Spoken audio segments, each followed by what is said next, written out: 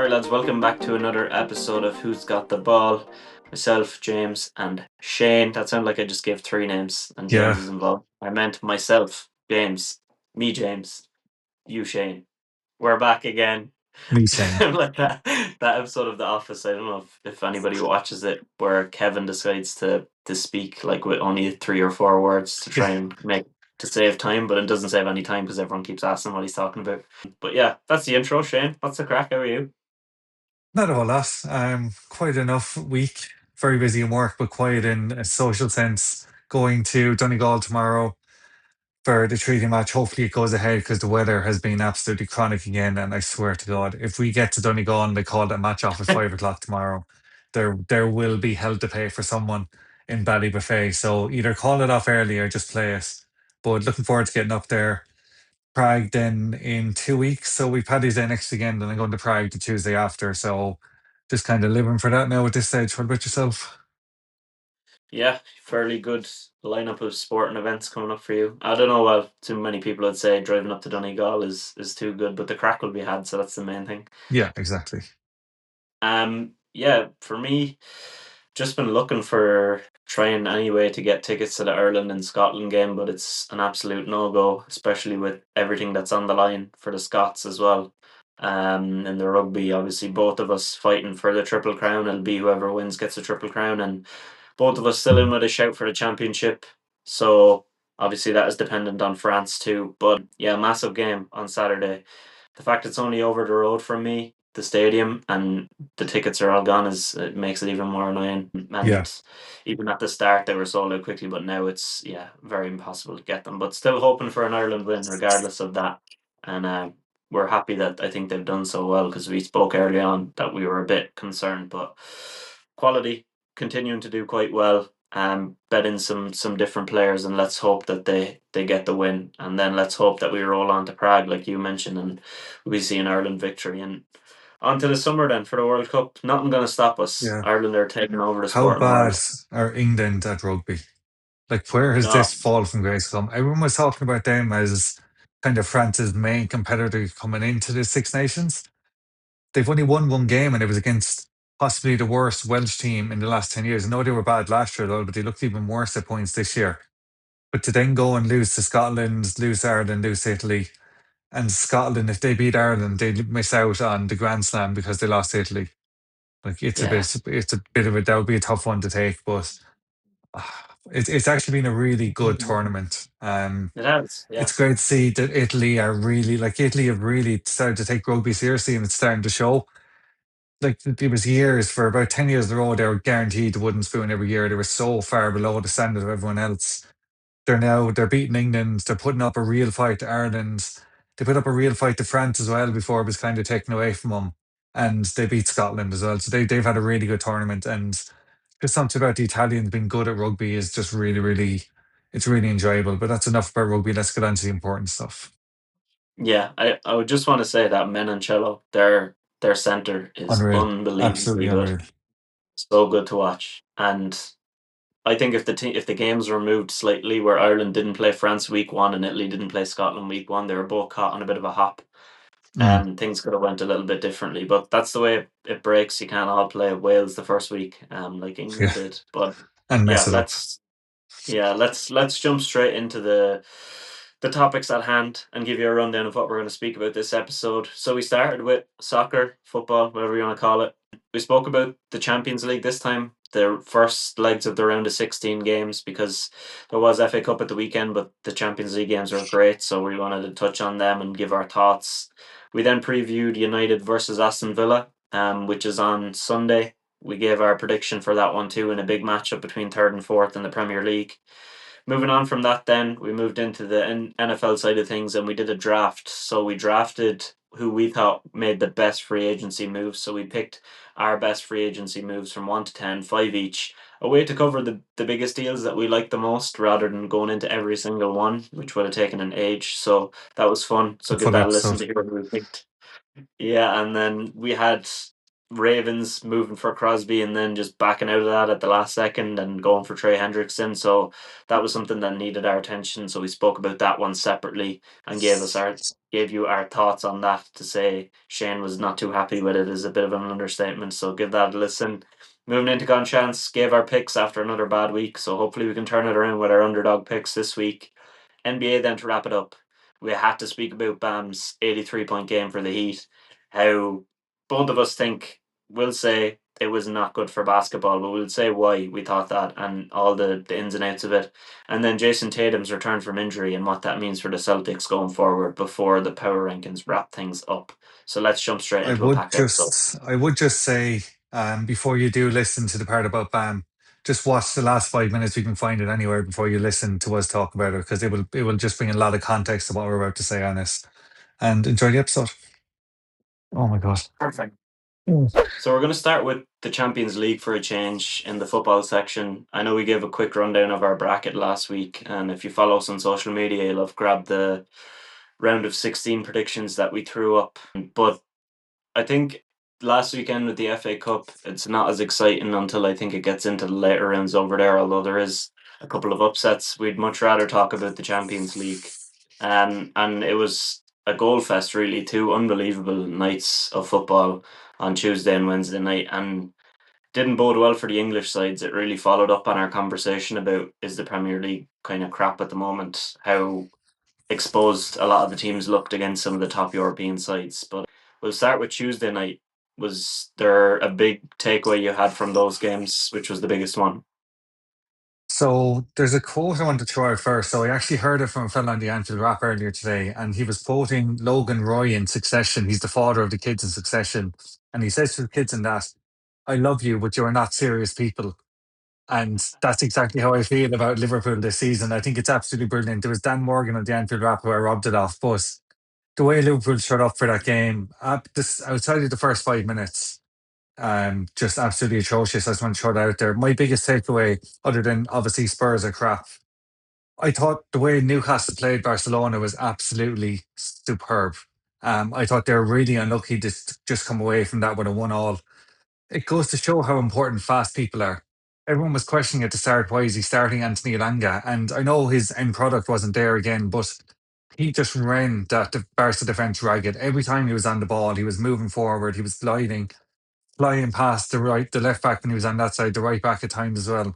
Um, I don't think Newcastle are out of this yet. I think obviously a 1-0 or a 2-0 would have been a lot better.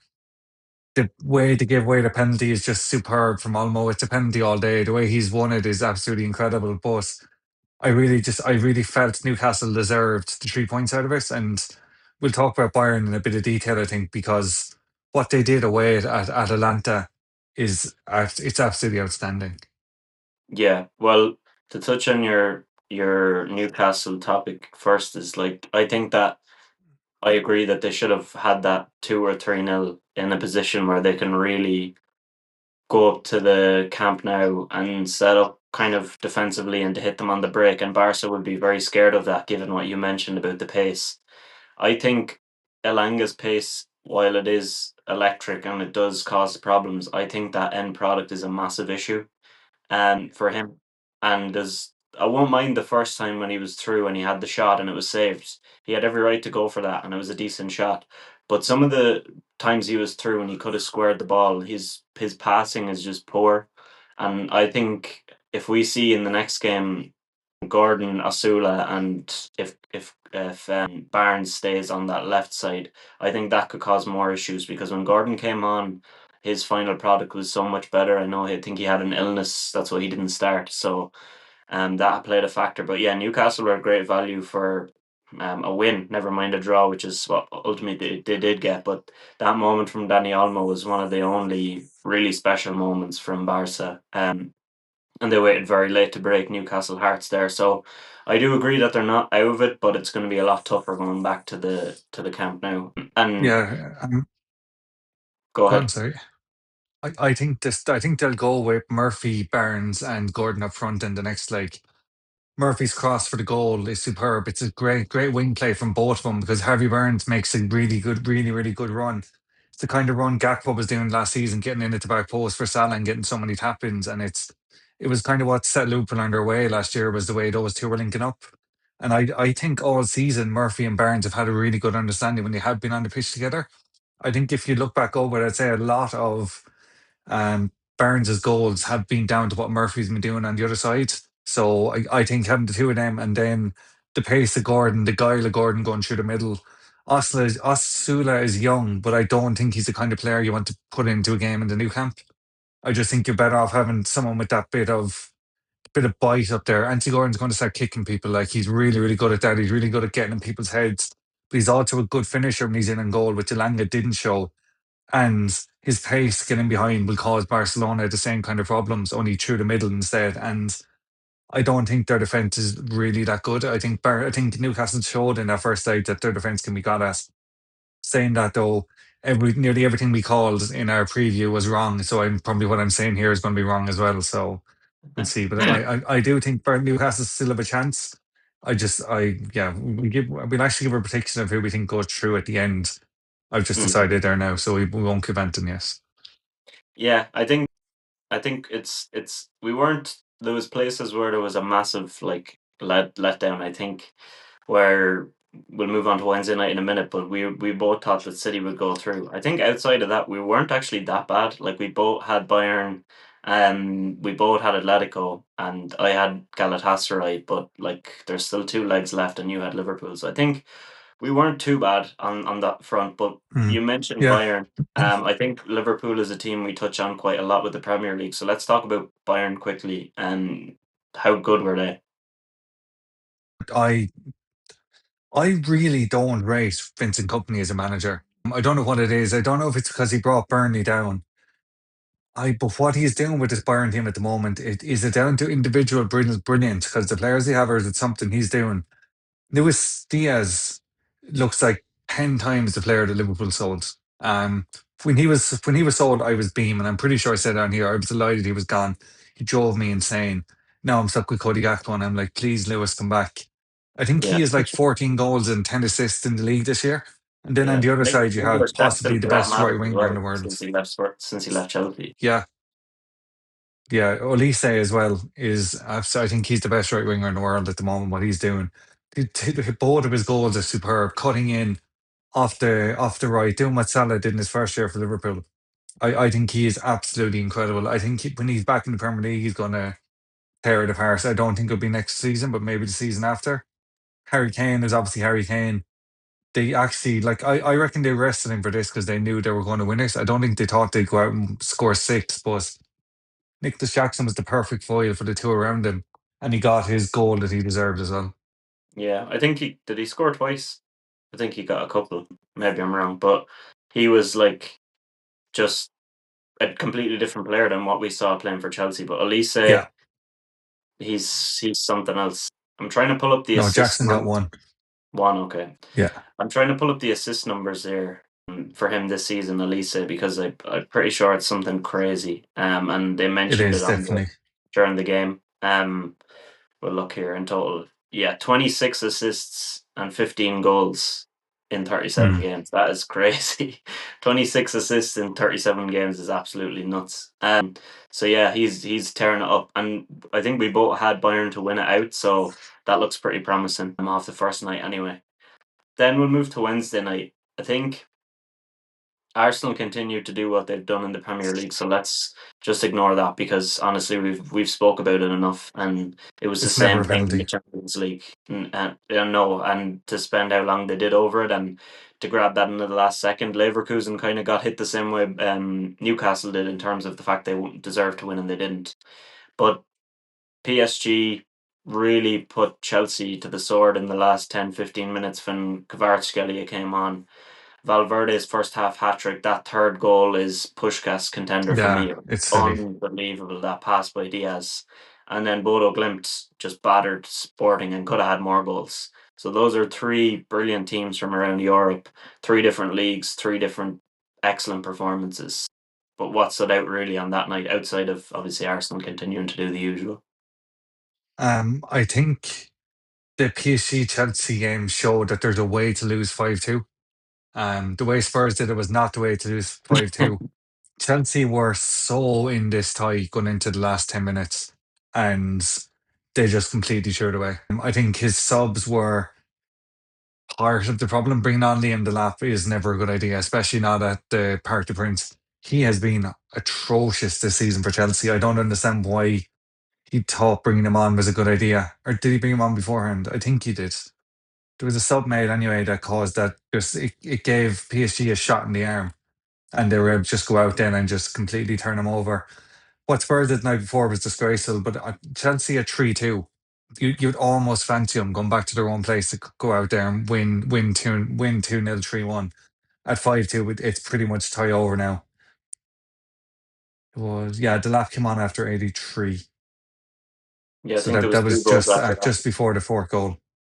Yeah, so you're right, Yeah, and so I like think that. bring yeah, so he went defensive, took off Pedro and Palmer, who were our two most attacking players, brought on Lavia and Delap, and then 3 minutes after they come on, they concede, and he's like, "Oh God!" And then he brings on Garnacho, and they concede again. But It's are any of completely those killed guys us. players you want to bring on in that situation? Like Lavia has limited minutes and he looked rusty recently, and then the lap, as you said, has been awful. So like they don't make sense as a way to shore things up. Like No, they really absolutely are not. nonsensical subs. It's something I've said about Chelsea for so long. Like they've spent so much money, and their squad is nothing. They've nothing. They have 11 players. Maybe, but Joe, I won't be too harsh. I'd say they have 14 players that you'd want to play out of a squad of 25. None of them are injured. Well, no, I'm wrong. Actually, there is a couple out. The likes of Levi Caldwell is out, but like their bench is just crap. Like you're not going to bring on Mark Gui when you need a goal. He's not that level yet. Malang Sarr, they've just brought him back from Malone for absolutely no reason. Tosin Adarabioyo should still be at Fulham. That's kind of his level. And Josh Why did Ashburn is a sign very him young with the player. Heinz? Just mad. I don't understand Chelsea, and this PSG team then on the other side are just so well built. They're built for this competition again. And they just turn it on when it comes to this stage of competition. They were just scraped through into the playoff round and then wallop Monaco pretty much over the two legs. And now they're doing the same to Chelsea.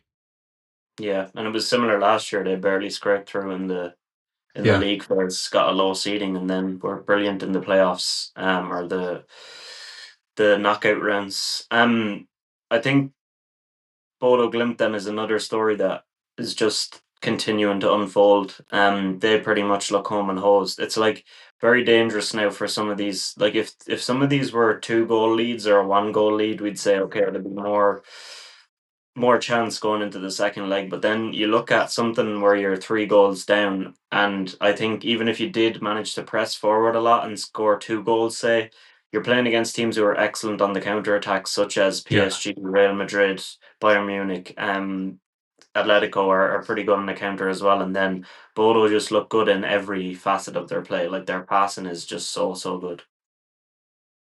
Yeah, Joe, what I only watched the highlights of this. I was kind of flicking between Chelsea and Man City. But even on the highlights, it was all Bodo Glimt going. It was all going one way. I think there was one sporting chance in the highlights. Other than that, it's just, as we said in the prediction, nobody wants to go to Norway and play football there. The pitch is so tight, the crowd is on top of you.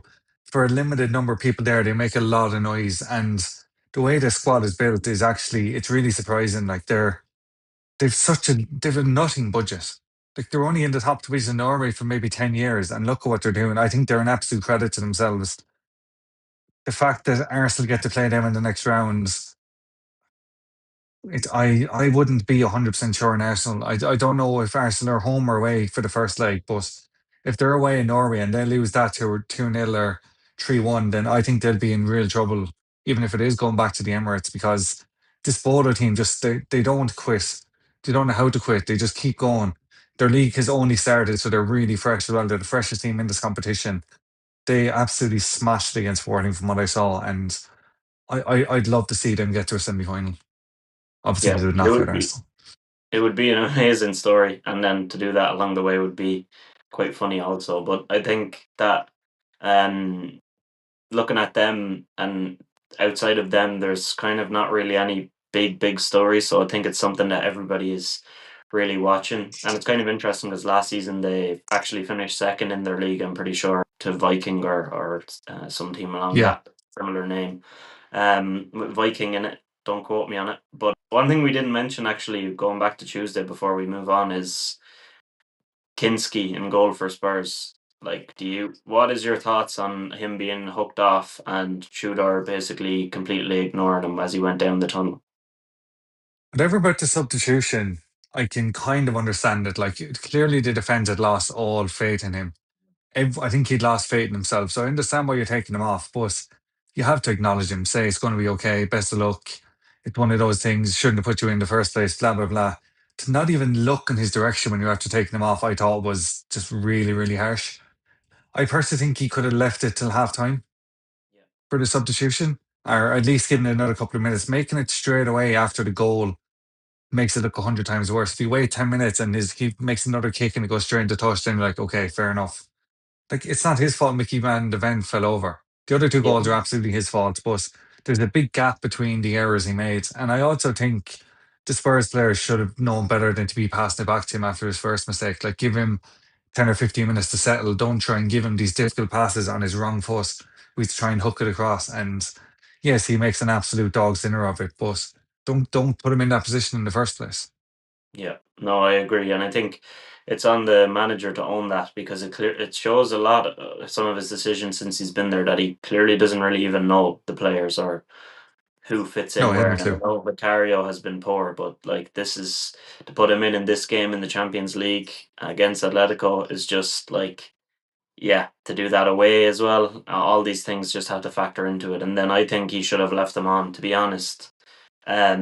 At least, like you said, until he makes, maybe, I don't want to say another mistake leading to a goal, but like you said, another couple of bad passes out of play or something. But don't put him in that position in the first place. Let him settle into the Yeah. game. I think the first pass was, yes, it was his fault, but it was unfortunate. Whereas the third one was really bad. And I think I wouldn't go too hard on the first one as I would with the third, because the first, there was still a lot to do.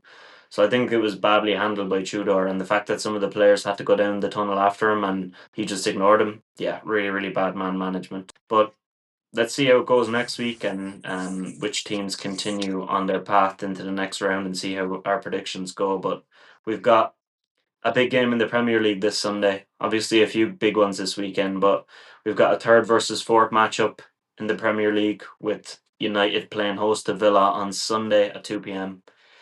Very big one. I think United can't afford to lose again back to back and start any kind of slipping where you allow Liverpool and Chelsea to make up ground on you. I think Villa are in a situation where they look really poor lately. The fact that they play right now, obviously it's on as we're recording. Actually, I'm going to check as we're recording this what the score is. 0-0, 50 minutes in against Lille.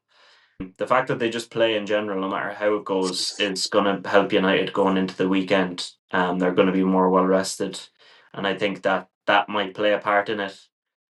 That was the first loss United had since the 21st of December in the league, and that was also against Villa 2-1.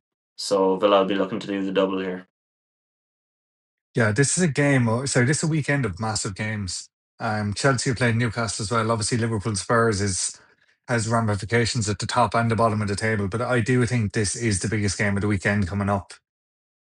I think if United win this, I pretty much guaranteeing that they're getting top four from it. Then I think it's kind of momentum builder they need. I think the fact they've such a big gap between games hasn't actually been helping them. Why is that so hard to say? I think it's been a bit of a hindrance to them where they've not been able to kind of build any rhythm. Their last four games have been poor, but they picked up two wins and a draw, and obviously that loss in the last minute to Newcastle. I just think this is such a big game for both of them. Villa are finally coming back down to earth. We said it a couple of weeks now that their outside the box XG has dropped back to a normal level, and when they get the ball into the box, Ali Watkins is just not finishing at the moment. They've also lost their two starting midfielders, Skillmans and Kamara, out for the season as well. So McGinn might be out. McGinn might be back. Matty Cash is out though. So I think it's a really good time for United to play this Villa team as well when they're kind of on the back of this complete drop in form. Yeah, and that is a good point as well about United not playing well, with the fact that they've had such a long gap, and it hasn't worked at times for them. Because it is hard to get in a flow, but then at the same time, when they did play in the space of 3 days, like they did against I think it was Palace and then Newcastle. That was when they lost to Newcastle. So it's Yeah, like the players aren't ready to play multiple games in a row because they haven't done it all season, but also the break is breaking things up. So it's kind of a lose lose situation until they get into next season and get the ball rolling early. I think United's record against Villa has always been good. I've always remembered that United are good against Villa, watching them for years. That Villa win was the first that they had against United since 2022 in all competitions, and the last time they beat United in Old Trafford was 2021. So I think with the fact that Villa struggle going forward, 39 goals is the second worst outside of Everton in the top 10.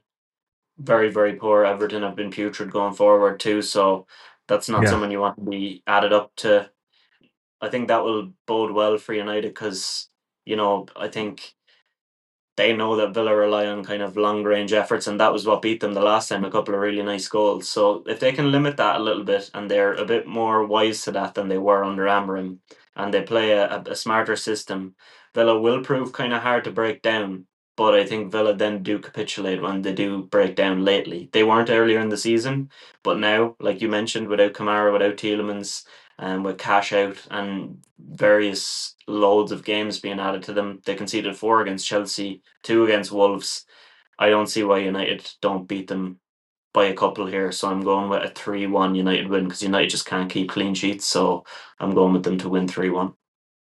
I'm going 2-1 United. I think it'll be 2-0, but as you said, United don't keep teams out. I think Seshko has to start again. I think he's been really good over the course of the last couple of games. I think he was very good against Palace. Yeah, Palace where he scored that outrageous header. Yeah, he was excellent against Palace. I just don't see Villa being able to hold on to United's coattails here, and I think United will go clear in third place, unfortunately. Nice one, nice one. We both agree there. Let's see how it goes. That's going to mean a 4-0 Villa win, usually the way things go Yeah, around here. But let's jump into the next topic. So we're moving into the NFL side of things. We want to talk about the free agency, but there's way too many deals to cover. So we're going to do it in a different way. We're going to do a draft where we draft back and forward our best five deals each. So we're going to do it, we usually do snake style, but let's just do back and forward because when there's only two people, we don't really need to do snake style. So Grant. do you I'm have just doing something a there wheel of to? names here to see who goes first. Yeah, let's do the wheel of And it's names. you. Of course it's Okay. you. It's always you. Okay. So So I get first pick here. We're gonna give basically our best five each free agency deals, not trades, just free agency, and we might do trades then next week so that we cover off everything that's kind of gone down, in this mad few weeks. So for me, the best move of NFL free agency was the Chiefs grabbing Kenneth Walker.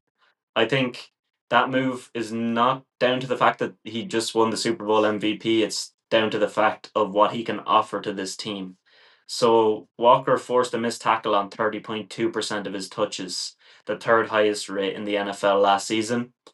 And this was with an offensive line which wasn't exactly amazing with the Seahawks. And then the Chiefs have one of the best offensive lines in the league, but yet they were very, very poor in this statistic, amongst running backs, particularly with Pacheco. So what they've done here is add a guy that they really need with a lot of pace, a good turn of pace. I think they probably still keep Kareem Hunt as kind of that second back who's kind of a bully.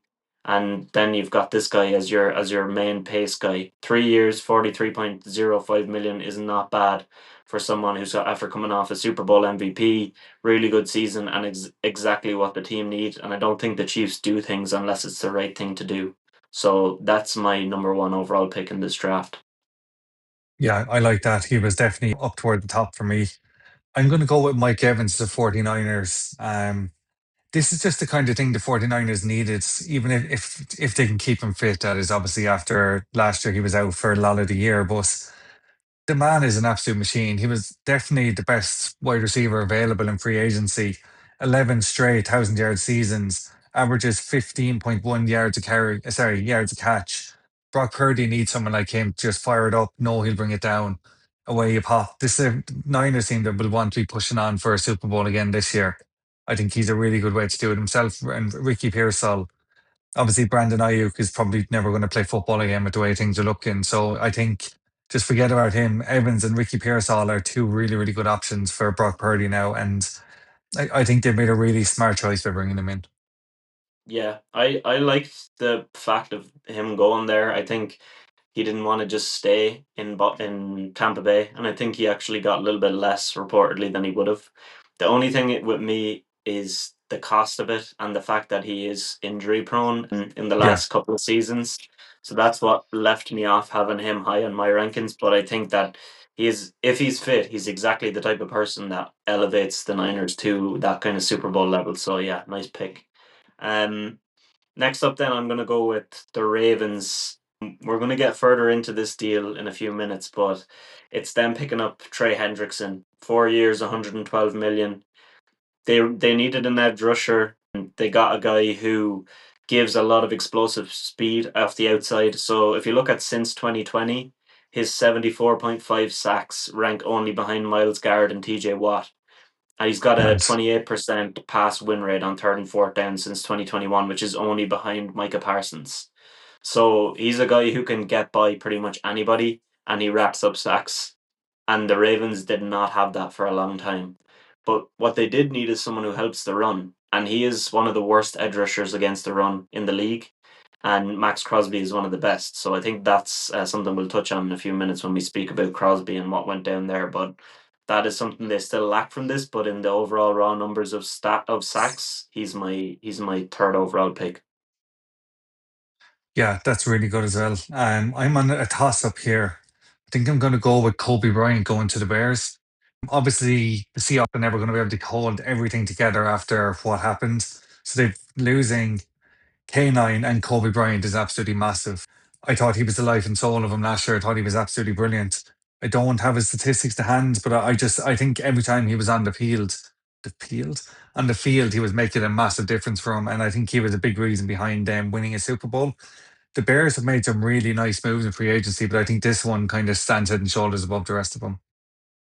Yeah, I liked it as well, but I did think they splashed a little. But that is what happens when someone wins a Super Bowl. You're gonna have to go pay Yeah, them, like whether that's at home or away. And like you said, the Seahawks losing him and K9 is quite big, but they had to pay some other guys, which we might get to later on this list that I think were decent deals. But yeah, they let a good one go there, and I think that was a big hole in the Bears defense, so they filled it yeah. nicely. Next up, I'm going with the Giants grabbing Jermaine Illuminor, 3 years, 39 million. I think this move was absolutely brilliant. Illuminor was very, very good at right tackle last season. The Giants' pass protection when him and Andrew Thomas were both playing was really strong. So I think getting him on a long term deal was a real steal, and he's coming into his own. He's only getting better. He believes in himself as well. Constantly says he's the best right tackle in the league. Whether you believe that or not is another thing. But at least he believes it. And to only take 39 million over 3 years shows he wants to be part of this team because he could have got a lot more, I think, in the open market. So I really like the Giants shoring him onto their defensive unit or offensive unit and protecting Jackson Dart going forward. Solid. I really like Jalen Phillips, and I think it's a really, really good move for the Panthers to have picked him up. I don't know how he's ended up with the Panthers. I thought he was of a kind of a higher standard than that going into free agency, but I just think I think there's a lot of teams in free agency who have kind of shown that they want to go for it now. When you look at what the Raiders did, you look at what the Jets did, even if I don't believe in a lot of it, but a lot of teams have shown an awful lot of ambition this summer. I think this is one of the moves that really kind of stands out. Yeah, I think the reason he goes there instead of to another big team is because no other big team is going to pay that much. 4 years, Yeah. 120 million is insane for his injury history. But when Mm, he's on it, he's really, really on it. And to pair him with my next pick, I think was a massive thing. I'm staying with the Panthers and I'm going with Devin Lloyd. 3 years, $45 million. He's arguably one of the best off-ball linebackers in the league, and I think Dan Morgan, the GM of the Panthers, he did promise like that he was going to sort out the issues on defense, and he was going to sort out the fact they didn't have any edge rushers and really of consequence, or any solid play at outside at off ball linebacker. And he went out, grabbed Phillips, and grabbed Devin Lloyd, two of the best options on the market. Paid them quite a bit, but he made their defense look very good. And at linebacker, to have 5 interceptions last season for the Jags, who were a very, very tough team also against the run. I think this Panthers defense, Ajira Evero, is going to have a nice scheme drawn up for them next season. So, 2 picks in a row there for the Panthers. We both clearly like what they've done. Yeah. I'm actually surprised that they have gotten two in a row, but I'm going to end that streak now. I'm going to Bradley Chubb, who's gone over to the Buffalo Bills. He's the kind of another one that he's the kind of player they need. Like he's another linebacker, obviously going over there. He played all 17 games last year for Miami. 47 tackles, sorry, 47 combined tackles, 24 solo tackles, two forced fumbles, one fumble recovery. I think he's going to just slot in there and be absolutely perfect for him. They showed last year, and they've kind of like we kind of it was very easy to see what their weaknesses were last year, and they've gone out and they've really tried to rectify every single one of them. And I think this is a really good pickup for him as well. Yeah, I think interesting going off Jalen Phillips a second ago and then going into Bradley Chubb. It was like those were the two main guys for the Dolphins a couple of years ago, and then they both got bad injuries. But then Chubb looked like much more recovered, I'll say, straight up quicker. Yeah, And Phillips, although he did look good last season, he didn't look as ready to go fully as Chubb did. And I think the price for Chubb was much better. So I think the Bills did a nice job there. I'll give my last pick then. It's the first QB that we've mentioned, number 9, the Miami Dolphins getting Malik Willis. Not that I'm overly impressed with Willis as of yet, that I'm hopefully sold that he's a proper NFL starting quarterback, because we had that debate a couple of weeks ago. But for this price, I think it's very, very good. 3 years, 67.5 million. Um, I thought he was going to go for a lot more than that. There was a report that he was going to go for a lot more, and they're kind of tied in more on the first 2 years, I think, with guaranteed money. So he's going to be their starter probably for a couple of years. Let's see what he can do. They're not overly tied in on him. They just cut to us, so they have a lot of money on him for the next 2 years. So this is smart. While you have got the two of money going out, you've got this guy coming in, and you're going to take a punt on him, see how it goes, and if not, you'll continue to pick up draft picks in the next couple of years. So I like the overall idea of it for the Dolphins. yeah. I agree with you. And it was one of those ones where I said that this is the kind of level team he was going to end up at. Someone who isn't quite ready to push for a championship, but is in the middle of rebuilding to something. I think he's landed in the perfect spot for him. For my last pick, I'm going to use it as a bit of a segue into our next topic, and I'm going to go with Maxx Crosby staying with the Raiders.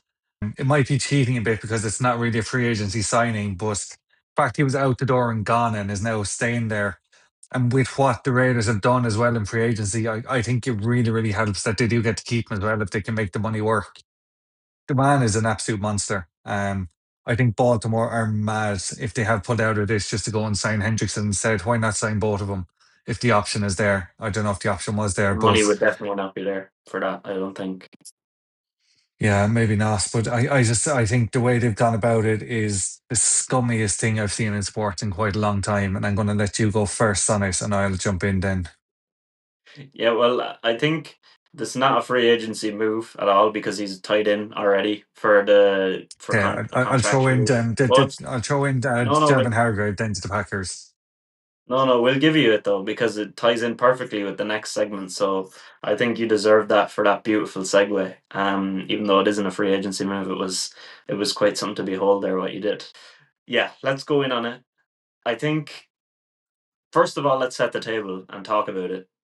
Basically, Crosby had meniscus surgery earlier in the season because he was dealing with an MCL issue during the season, but he was playing through it, and he didn't even want to get shut down. The Raiders shut him down because they were tanking. And he came out afterwards. He was annoyed. He was playing basketball at home, putting it up on Instagram, showing that there's nothing wrong with his knee, usual crack. And the Ravens knew that he had this issue or this surgery. Now, the reports to come out to say that the Ravens did the medical on Tuesday. The trade had been announced like about a week before that. Hmm. And They're only doing the medical a few, like 24 hours before the negotiating window closes and everything would have become official is very, very questionable to me. I think to say that they did the medical and they found some issue, okay, if they did that 3 days after the trade or a day after the trade, it seems like they waited and they started thinking, hold on a minute. Trey Hendrickson is asking for a lower and lower amount every day here because there's less of a market for him. We can back out of this. We've never given up a first rounder for anybody before, but we just gave up two. Let's just go get our two first rounders back. Let's go sign somebody. We don't have to give anything up. We're going to pay him less than what we pay Crosby. What they're going to have to pay Crosby in 3 years is what they're paying Hendrickson in four. So they've done something that they probably should have identified before the trade, but they identified it after, and now they're just looking for a get out of jail free card. And I think that a lot of owners are going to be very annoyed at the next ownership meeting in a couple of days because this whole negotiation window is not going to be something that's used in good faith anymore if teams start doing things like this, where you have a few days to negotiate deals before they become official. But then if you back out because you see a lad over the road is a bit cheaper, well, you could have had him at the start. You could have negotiated with him at the start. Don't drag somebody over, especially with a trade. Okay, with free agency, that's fine. You might negotiate with two or three lads and you come out with somebody you want to pick. But with a trade that's been proposed, that's been locked down, the guy thinks he's moving there, everything is in progress, and then they just blow the whole thing up. I think they knew exactly what they were doing, and to say it's medical, that's what they can say, but doesn't mean we have to believe it. Yeah, 100%. What they've done to him and to the Raiders is absolute. I just think it's the biggest sign of scumbags I've ever seen, to be perfectly honest, in anything. Like the Raiders have gone out and they've spent all this money. They brought in all these free agents. They've been banking on their two extra first round draft picks. And everything is just now gone up and smoking him. They now have to keep him because, well, he said he's staying. I don't know if they have to keep him. I'm sure they had to sit down and they hugged it out and they're all friends again. But he very clearly wanted out of there. He deserved to be on the team that was pushing toward the Super Bowl with the way he's played every single season up until the injury last year for the Raiders. I just think it's absolutely horrible what the Ravens have done here. And it's going to put a lot of teams off kind of negotiating with him or taking them at any sort of face value now. It's going to be like, well, you need to sign the dotted line or we're not doing it, plain and simple, because if you can't just do this to another organization, another owner, another team, but it's the player is who I feel most excited for. He was up in Baltimore. He was all settled in. He was buying his house. He was doing all that with the wife, everything up there. Wife and kid moved up, and he's go back to Vegas, take down his for sale sign, and move back in and just go on with his life up there. Apparently, he was in the facility when they started talking to Trey Hendrickson. That's nuts. Like Absolutely it's nuts. it's absolutely horrific. I can't believe I've. So I'm actually more surprised it's the first time I've seen something like this. I'm sure it's not the first time it's happened, but it's the first time I've seen something like this in my 10 or 11 years watching the NFL now at this stage. And I'm really glad it's the first time I've seen it because it's not something I want to see too often. Yeah, it's not the way to do business and it's not the way to treat somebody as well, like you said, more importantly, because they are not just like players, they're people as well. And it's like you could draft someone and you get to bring them wherever, and people have their arguments about that because it's like you don't get to decide where you want to go when you're drafted. Mm. But once you're settled in somewhere, you have to like you get traded to somewhere, and then you have to accept that, and you have to agree with that, and the next thing you're thrown back to somewhere you didn't even want to be. And now he's saying that he does want to stay there.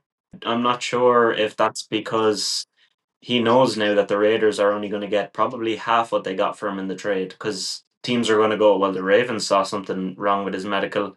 We're going to find something wrong with it as well. The market clearly isn't there for him. And it's unfortunate because it's going to impact how much he could have got paid as well and the impact he could have had on a winning team. So none of this sits well with me the way it's been done. Although I did put Hendrickson as the third pick in the draft of players picked up, that's purely down to the fact that he's a good player and they got a good price for him. But the way they went about it isn't really acceptable at all. Yeah, it's not his fault. And it's one of those things. We're going to come on to Bam Adebayo in a bit as well. And it's not his fault that he's gone out there and scored 83 points. We'll talk about it in a minute. But like he's just gone out, he's negotiated, he's gotten a really good deal for himself, and he's going to the Raiders, and he is in with a really good chance of winning the Super Bowl. Coming off the back of that absolutely atrocious Browns team he was with last Bengals team, sorry, he was with Bengals, last year. Yeah. I think he's absolutely class. I would have had him in the draft as well. I should have put him at number one instead of banking on Mike Evans. But I feel so bad for Max Crosby. Another year somewhere he clearly doesn't want to be because he now has no value because the Ravens have just absolutely blown his whole career up. Yeah, I think there's a lot of talk as well at the moment with amongst Bengals fans that Trey Hendrickson is not exactly the easiest to deal with, and that's why there wasn't much of a market for him. So let's see how it goes for him over there with the Ravens. But he's got his payday now, probably not as much as he thought he could have gotten, but still got a nice one Oh, all the the poor same. fella is only going to have to live off 120 million over the next 3 years. I think he'll Four somehow four years, manage to yeah, survive 4 years. terrible, Apologies. rough Just for the him. 30 million a year, poor fella. Yeah, the heart goes out to him. All right. But let's move on to Gunshance here because the heart should go out to us the way that we're playing lately in this 2-3 loss weeks from us again. I had Wrexham at home to Chelsea. I honestly thought when Wrexham scored that goal and they were Robbed. all over Chelsea, that was coming. And I was going to get that one as the biggest of all. Did not come off. Chelsea came back and won in extra time. Norwich away to Leeds. Leeds battered them. Jazz to beat the Bucks. No. Newcastle to beat City. That looked promising for you for about 20 minutes. Then City battered them.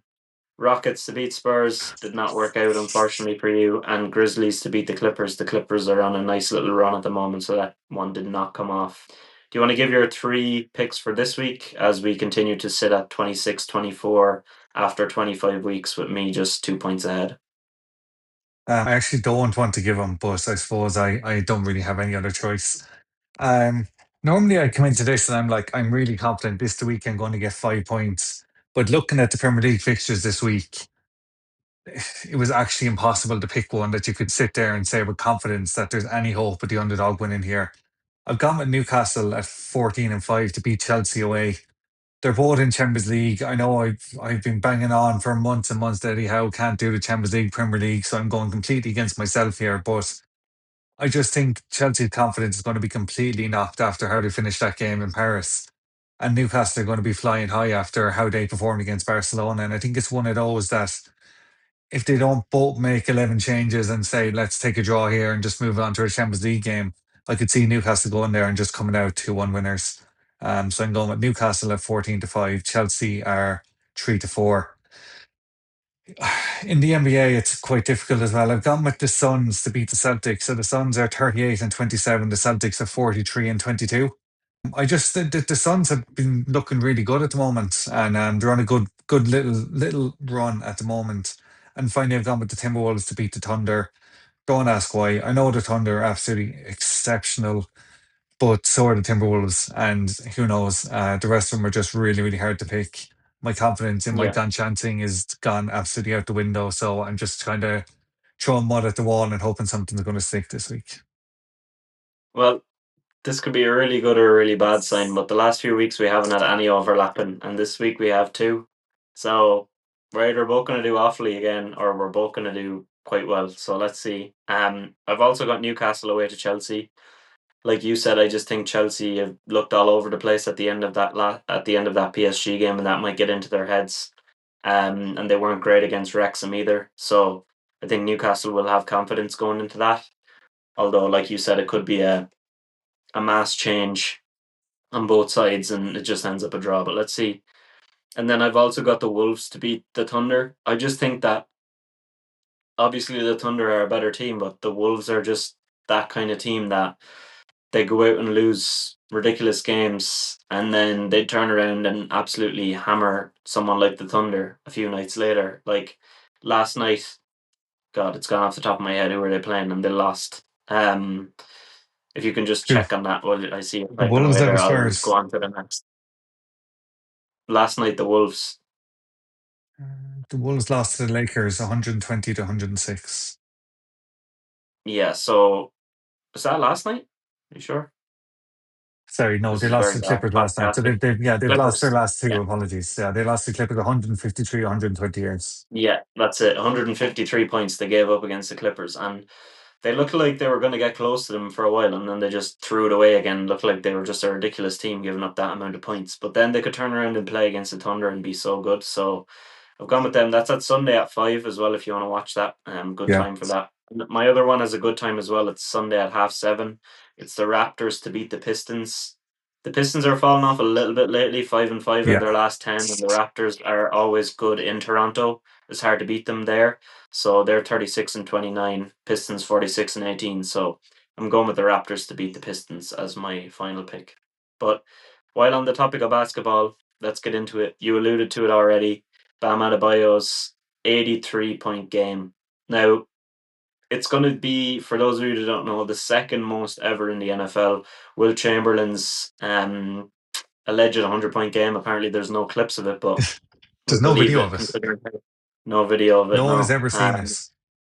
so let's just believe it because we don't want Bam at the top of this list. 83 points, 9 rebounds, 3 assists, 2 steals, 2 blocks. Somehow only plus 20, considering he had 83 points. But But five it's because turnovers. I was looking at that as well. It's because he played 42 minutes and he only won by 21. So, like, Oh, yeah, okay. Kawhi last Whole night game. was plus 41 on his 45-point game. So, that's the kind of level he should be at if you're going to go and score this amount of points. But anyway, that's the least of Yeah, our worries with this. but we'll rattle it off into the rest of the stats, which is where it gets scary. 43 field goal attempts. 20 of those were makes. 22 3-point attempts. I don't know if he shot 22 3-point attempts in the last 2 months combined. And then 43 free throws. He had more free throws last night or 2 nights ago in that game than he did in all of December. Like, it's just absolutely nuts. It's a nuts way to get to where you want to be. Now, fair enough, he was absolutely cooking them in the first 3 quarters, especially the first where he had like 31 points or something. 31, yeah. And then he had 19, I think, and that was up to 50 at the half. And it's like, where can he go from here? And then you get to the fourth quarter, and it's to the point where this is just ridiculous to watch. Like, this is not good for basketball. 11 minutes he played in the fourth quarter, 21 points, 16 free throw attempts. And the rest of the stuff that was going on is what is even worse. Because why are the Wizards shooting 14 free throw attempts in the fourth quarter, you might ask? Well, that's because the Heat were just intentionally fouling them to get the shortest clock possible back to have more possessions for Bam to shoot. Why was Keyshawn Johnson the only other player for the Heat to have free throws? Because no one else is barely touching the ball, and on one of his free throws, he clanked it off the rim on purpose to try and get Bam the rebound. And then straight after that, they intentionally found the Wizards in their own half, up 20 Yeah. points with a minute and a half left. Like, this is just not basketball. Like, this is not part of the game. None of this was actually like something to watch. I don't care like what people have to say about it. I just think it was a complete farce. Like I was saying, it's not his fault. He's been out there and he's scored his points, and well done. You've gotten to 83 points. I just want to rattle off that stat line again, just in case anyone missed it. 20 of 43 field goals, 7 of 22 free 3 points, 36 of 43 free throws. It's absolutely insane that you get to 82 points and be shooting under 50%. Only seven 3 pointers is wild when you think. So you take what? You take 21 points off that, off his 83. He scored 62 points, 36 of which are free throws. If he goes 100% on free throws, he has a 90-point game. That Hmm. shouldn't be the way it is. It should not be so heavily reliant on getting all these free throws. He arguably wasn't that good in the match. He just took every single opportunity that was put up to him, and to be able to get off, what is that, 65 shots, over 100 shots at the basket. I can't get my head around this. I think this is the kind of record now that shows it's breakable, and someone good is going to go out here in the next 18 months and do this again. If it's not before the end of this season, it'll be before the end of next season.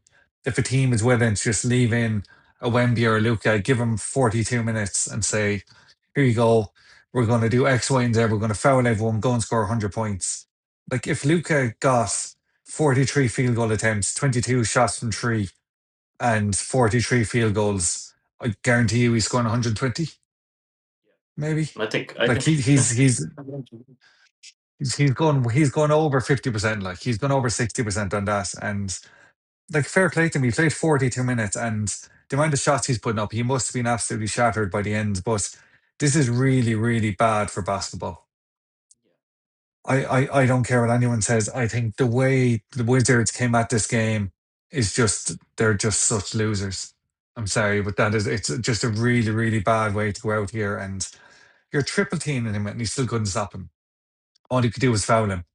Just fouling them more. I just mad, absolutely mad. And fair play to the Heat. They were like, okay, this is our opportunity. Let's go and do it. And they absolutely smashed their objective. So congratulations on that. But it's just so bad for basketball that someone like Bam Adebayo can go out and do this in 42 minutes. Nothing against him. He's just he probably wasn't on Michael's list of players who are better than DeAndre Ayton last week. Well, he should have been, but you Yeah, never know what Michael.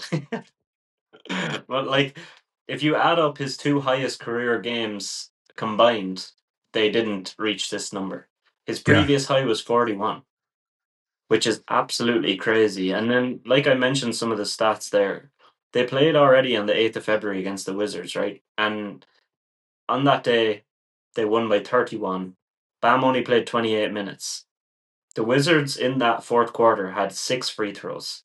In this, they had 14. It shows how much they were intentionally fouling them to get more and more opportunities to get the ball. And the Wizards, like, for tanking so hard and for trading for injured players and doing everything they've done, this is what they get now. This is going to be on their name that they played this game. They gave up somebody 83 points. And with the way tanking is going, like you said, he wouldn't be surprised if you see more of this. And this is all come from tanking. The fact that the league is not as competitive down the stretch where there's like 5 or 6 teams in each conference that don't care anymore. That's all coming from that. And if you look at some other players who've done it, who've done very well. Like the time Booker had a very high scoring game, the time Clay 70, Thompson I had a think, wasn't 60 it? point game. Yeah, and Clay had 60 and they took him out in the fourth. Like they could have left him in there because he was just shooting the lights out from three and that would be Mhm. a lot more ethical. Joel Embiid put 70 on Wemby's head a couple of years In three ago. quarters. Um, Yeah, welcome to the league. Like, and that was ethically done as well because even for Joel, he didn't shoot that many free throws, which is, something that's linked with him. So, yeah, I don't think this is something that should sit in the record books, but it probably will for a long time. It'll definitely be within the top five for a very, very long time unless the game changes drastically. So I just hope someone else goes and jumps above it. I just think to go that hard to beat this record to get ahead of Kobe in a way like that, I just don't like it. So yeah, yeah. I think I actually, by the end of the game, it was like the Wizards wanted it to happen. They just were not stopping him at all. They're like, there you go, free basket. Oh, you want a 3 point play? We'll foul you when you take this shot. It was actually like they could not have cared less about the fact that they're the ones that are going to be stained with this record that Bam Adebayo of all people with 83 points in you.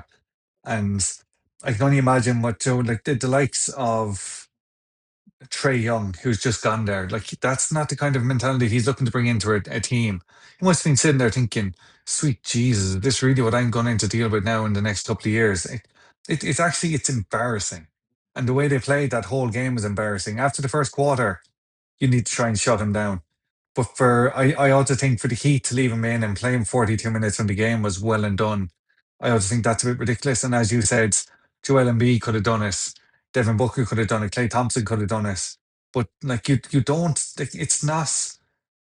I don't think anyone was doing it to protect Kobe's record. But like, unless the game is close, you don't. It's not like it's an unwritten rule in basketball. The amount of times players are getting bad at each other this year for someone taking a shot when there's 20 points in and there's 30 seconds left. The Wizards didn't even put up any sort of a fight to stop this from happening. They were just like, off you go. There was no pushing, there was no shoving. It was all basically they just rolled out the red carpet for him in that fourth quarter and let him just go to town and just break this record. Don't understand this. I'll never understand this. The whole thing is a farce. I can't wait for someone else to beat this, and I really hope it's soon because I don't want to be looking at him second on the list for too long. Also, Will Chamberlain, no one saw it. I really hope it happens. Like, there's no way so many people. It's like there's no way it's one of those Mandela effect things where it didn't actually happen. The same way Mickey Mouse doesn't wear suspenders, but like, it better not come now in 20 years' time. We're about to die, and they're like, oh, yeah, well, Will Chamberlain never actually scored 100 points. It was 10. It was written down wrong in the newspaper the first time, and no one ever bothered to change it. If that happens, I give up. Well, Although we I hope actually I'm have not dead in Shay. 20 years. Yeah, well, let's hope not. But we also have Shay about to break the Wilt record for consecutive 20-point games, which could or could not be real. So that's nice that he's actually probably going to Yeah. break that, an elite scorer. But another elite scorer who's just back from an Achilles injury, only took him like 10 months to come back. Absolutely crazy how quickly he's gotten back here. The Celtics are flying already at the moment, and to get him back is huge, and that's Jayson Tatum. He's played 3 games, 27 minutes in each. He ramped up nicely. 15 points, 20 points, 24 points, starting from the first game to the most recent. He's averaging around 20 points, 7 rebounds, and 4 assists, and a steal since he came back. Although it is only 3 games, it's hard to read into that. The 3 point shot looks quite off. He still needs time to get that back going. They beat the Mavs 120 to 100. They beat the Cavs by over 20 points as well. But then they did lose to the Spurs in a very interesting game last night. But I think Jaylen Brown getting ejected really didn't help Tatum because he ended up having to put up 24 shots, and in the last two he only put up 16 in each. Mm. So yeah, I think that kind of affected him in a way that he couldn't really probably get into things more easily, or rhythm. But he looks very good. He looks ready to go. He clearly lost a little bit of a burst. He tried to dunk and he didn't get up there. He hasn't had a block yet, but I think those things might come less than they used to because you're never going to be the same after that Achilles surgery for someone his size. But he does look still a very good player who's very physically ready to go and is going to help this Celtics team who are clearly still pushing for another championship. Yeah. I think he has just shown what the Celtics were missing. And I don't even think it is about his stats. And like they have been pretty impressive since he came back, as you said, but he is only 39% from field goals. But I just think it's about his presence for them more than it is about what he can add. And obviously what he adds is brilliant as well. But just having him back in and around, out for 298 days, and to come back in and just like basically kind of pick back up at 70% of where he was when he left. And he's obviously only going to get better now as the season goes on, ramps up his minutes, ramps up his shooting. The Celtics are a real issue now, especially for the Pistons with the way they're kind of they've hit a bit of a wall now. As we said already, they're 5-5 in their last 10. If this Celtics team goes the way they're going, Jason Tatum starts putting up numbers again, along with Jaylen Brown and the rest of them, then I think they will be a real issue. And Tatum only makes them more of a problem come playoffs because he has enough games. It's like a mini preseason for him now, kind of building up to get himself fit and firing come playoff time. And if he is by then everybody better watch their backs. Yeah, 100% it is kind of like that for him because you see it in a way that he's allowed the time to kind of settle in, probably play 27 minutes for a while, 30 minutes for a while, so on. And then it's playoff time. And none of these games are like must wins for them anymore. Like they need seeding, but they're confident that they can beat anybody, I think, in the lower half of the East. So it's not really that important that they get wins. So I think describing it as a mini preseason is a perfect way to say it. How far do you think they can go, really? I think that they probably can win the East. I don't think they will yet because I think Keita has been good, but he's not the full article as a center. Vucevic has injury issues, and then there is some young guys who look great, but maybe that's going to be different looking in the playoffs. So I think they may manage to get to an Eastern Conference Finals, but I do think that there's a couple of stronger teams in there. But what do you think? Yeah, I agree. I don't think they're getting to an NBA Finals this year, but I really don't think they're as far away as you and Michael thought they were at the start of the season. I'm pretty sure neither of you Yeah. even put them in your top eight. I did. I had confidence in them. I don't think they'll get there this year, but I think they are well on their way to being back there next year, the year after. I just think the Pistons, even the run they are on at the moment, isn't great. I still think they're stronger than them. And I think the Knicks and the Cavaliers both look like they're kind of gearing up for a good run in the playoffs as well. So I think they can get to an Eastern final, but I don't think they will. Okay. Yeah, interesting. And you did call it perfectly that they would get into the playoffs last season, and I didn't believe at all. I thought they were going to completely tank out because I was looking at that roster, like what the hell? Who even is Jordan Walsh and Hugo Gonzalez? Yeah. We all know who they are now. But yeah, let's see how they get on, and let's move into the power rankings then as we wrap up this episode. I'll give mine first. So last week I had the Pistons, OKC, San Antonio Spurs, Arsenal, Man City, and Man United. I've changed that now. The top three have kind of switched a little bit. The Thunder have moved back up to first spot for the first time in a while for me. 9-1 in their last 10. The way they won some of these games recently with Shea hitting step back threes in three games in a row, massive games Yeah. like beating the Warriors, and that one against the Nuggets was really, really special. And that was a great game. And then second up is the Spurs.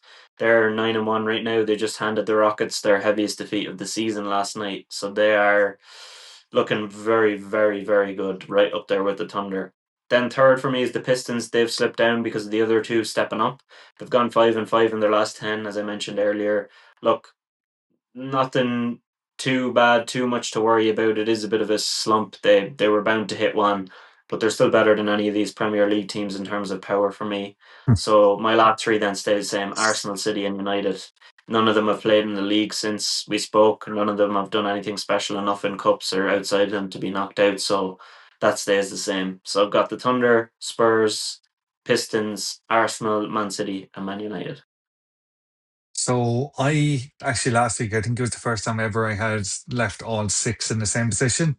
There is a couple of changes going into this week though. So the Spurs do stay top for me. So they are, as you said, they're 9-1. Absolutely rocked the Rockets last night, made bits of them, so they stay there. Because of the Pistons form, I've moved Man City up to second for me. Didn't take into account last night. I think in the league they've 4 wins and a draw on their last five. I think they're the most powerful football team of the lot so far. So I've just put them up to two.